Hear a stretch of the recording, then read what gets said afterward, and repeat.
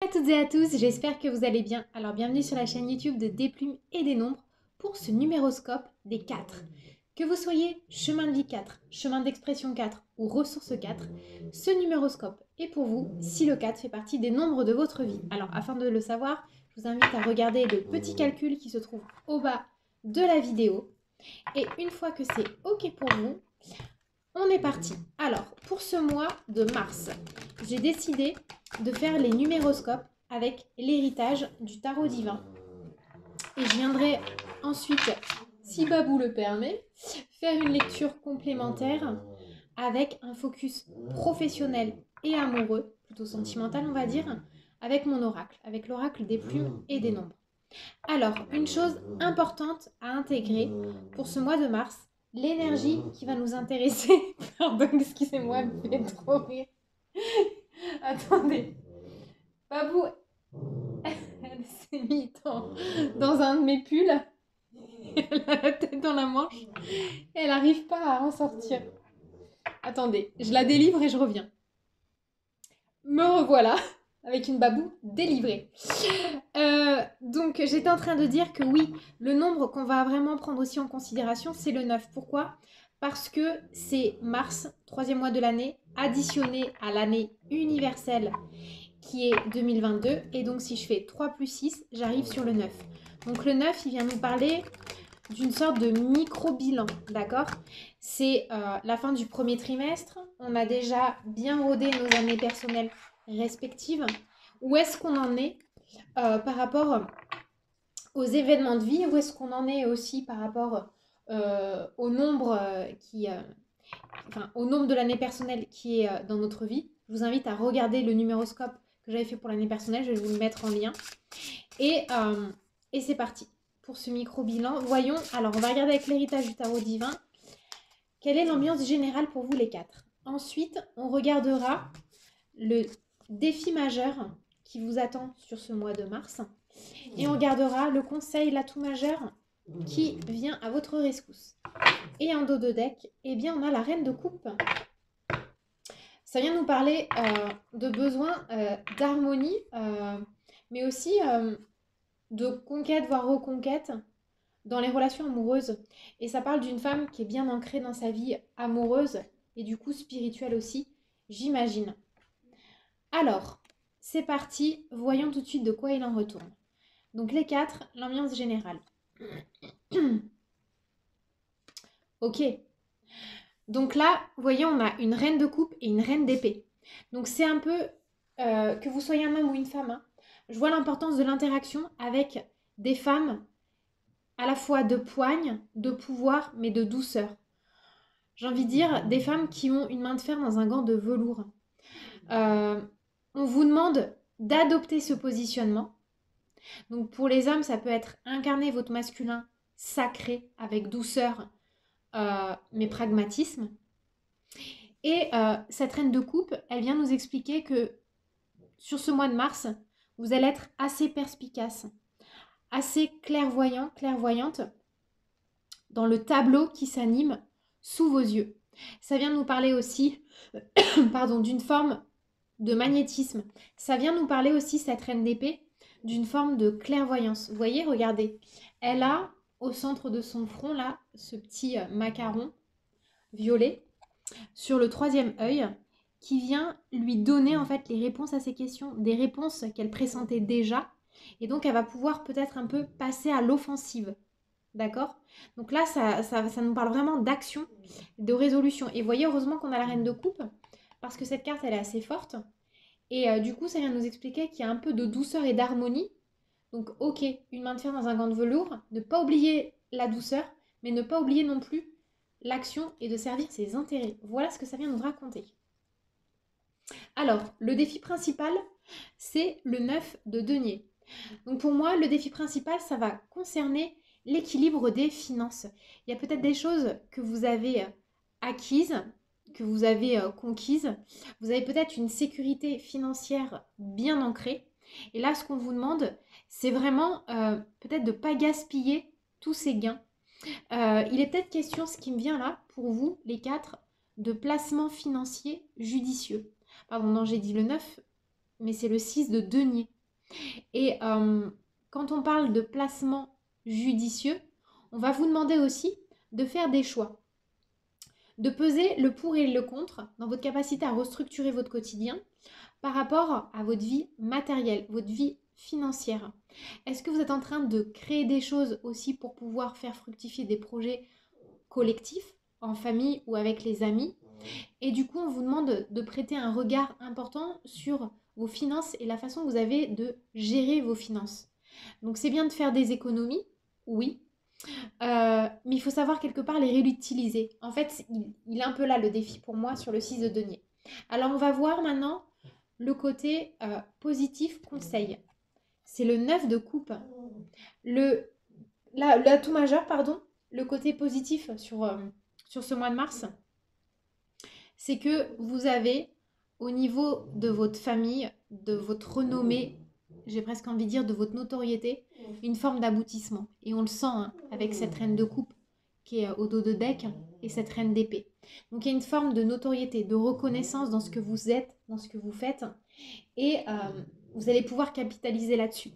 C'est-à-dire que là, si vous êtes dans la perspective de pousser, promouvoir des idées, quelque part, on vous dit que vous avez toute votre crédibilité, que vous êtes à votre juste place et que vous n'avez pas forcément besoin de remettre en question ce qui a été bâti et ce qui a été fondé.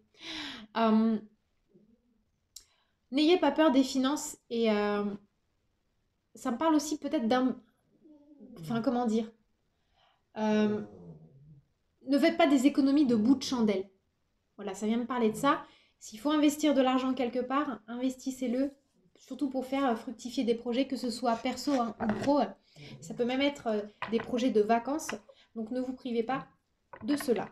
Alors, maintenant, on va regarder avec l'oracle des plumes et des nombres ce que ça vient nous raconter, pour vous les quatre, et sur la vie sentimentale et sur la vie professionnelle. Alors, je vais demander, comme j'ai fait pour les autres nombres, hein, 2 cartes nombres pour le pro et une carte plume. Et pour le sentimental, l'affectif, je vais demander 2 cartes plume du coup parce qu'on est plus sur les émotions et une carte nombre. Alors, c'est parti. On va commencer par le pro avec 2 cartes nombres, s'il vous plaît. Alors là, j'ai 2 cartes plumes qui sont sorties et une carte nombre. Je vais quand même repiocher une carte...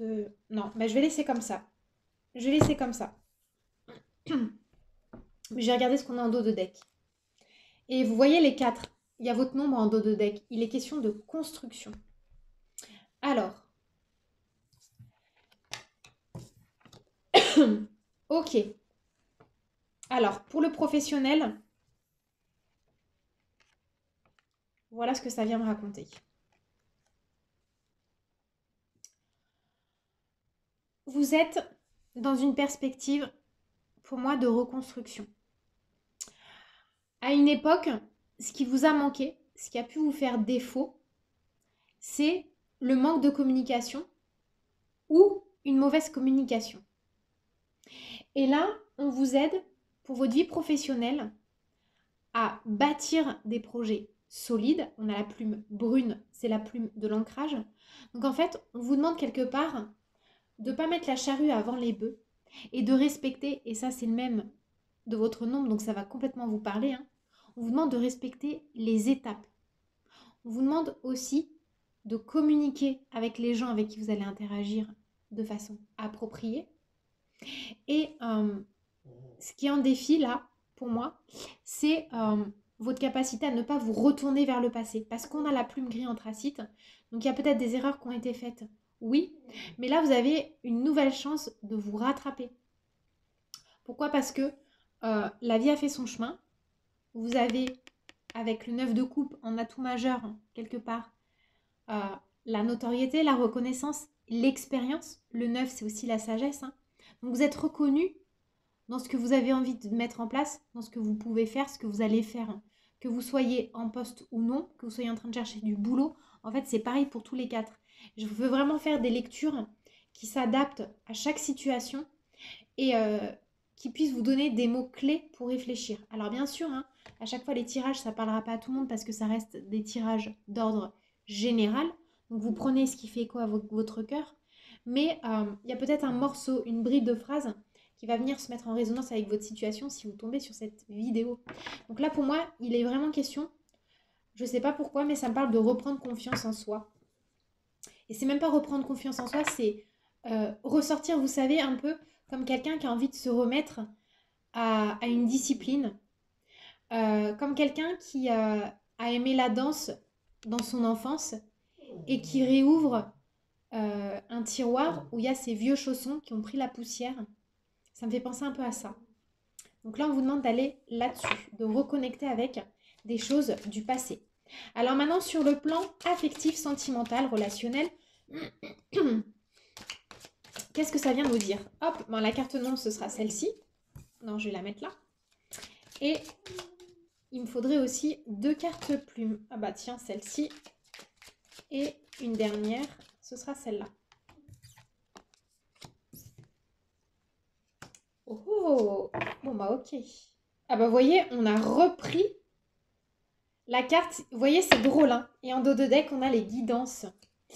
On a, pour la sphère affective, on a repioché la carte qui avait en dos de deck pour le travail.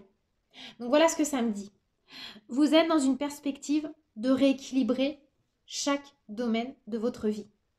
Et en amour, quoi qu'il arrive, que vous soyez seul ou accompagné, il y a la volonté de dépasser une situation qui a été douloureuse. Il y a les reliquats d'un chagrin d'amour, d'une peine de cœur qui sont encore assez présents et qui vous empêchent peut-être de croire de nouveau en l'avenir à deux, avec un partenaire que vous connaissez peut-être déjà, ou un partenaire que vous pourriez rencontrer, ou qui est peut-être déjà dans vos énergies. Avec la plume ocre, ça nous parle quand même de victoire, dites-vous bien, parce qu'on est sur l'accomplissement. Donc là, on vous demande aussi de prendre votre vie affective en main.